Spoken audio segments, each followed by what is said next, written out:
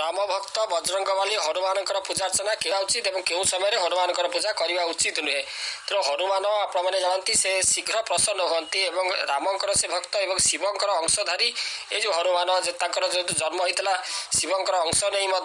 से हनुमान जन्म होता से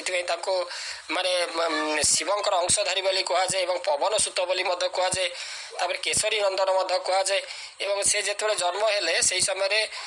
शिवंकर जो अंश तो जो अंजनांकर गर्भरे कान बाटे जाइकरी पवन देवता प्रवेश कराई जहाँफल कि हनुमान ये रुद्र अंशधारी प्रचंड तेजधारी हनुमान जन्म होता है जन्म मात्रे से उदित सूर्य को लाल सूर्य को से फल भावी से ग्रास करते लंफ प्रदान कर जो पाटी मध्य पूरे देते परवर्ती समय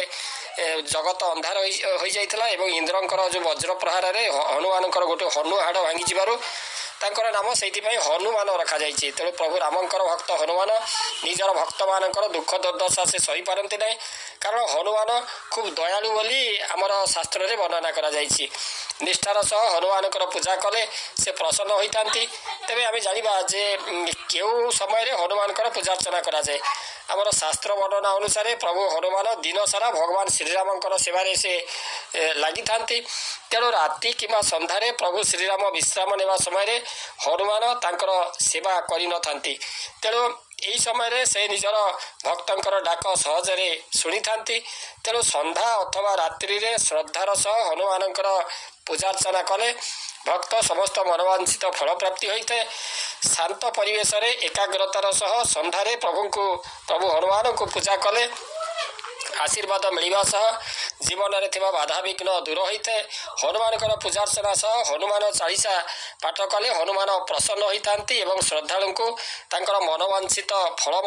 प्रदान करते। तेणु हनुमान जे कि बजरंगबली हनुमान से ठारे असंभव शक्ति रही जहाँकि प्रभु रामचंद्र को से केते साहाय्य करिसंती असंभव जो कार्यगुड़िक असंभव कहुए से जो कार्यगुड़िक संभव कर सीता देवी सीता से ठाब करते समुद्र लंघी अशोक वन में प्रथम सीतांकर जो संधान से पाई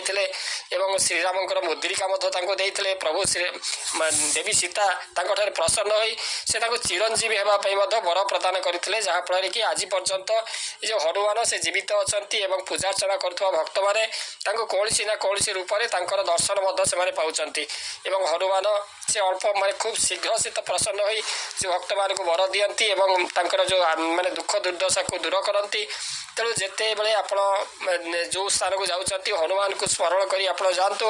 निश्चित भाव में कौन बाधा विघ्न आपंकर जीवन में आसब ना। तेणु हनुमान जो पूजार्चना जो कहुए पूजार्चना जो संध्या समय कले से तो विश्राम नियंती प्रभु रामचंद्र जिते विश्राम नियंती से समय ये जो हनुमान से सजग रहती भक्त मान दुख हारी गुहारी शुणापी से तत्पर था। तेणु से समय जो हनुमान पूजार्चना कले अधिक फलदायक होता है बोली कहुए।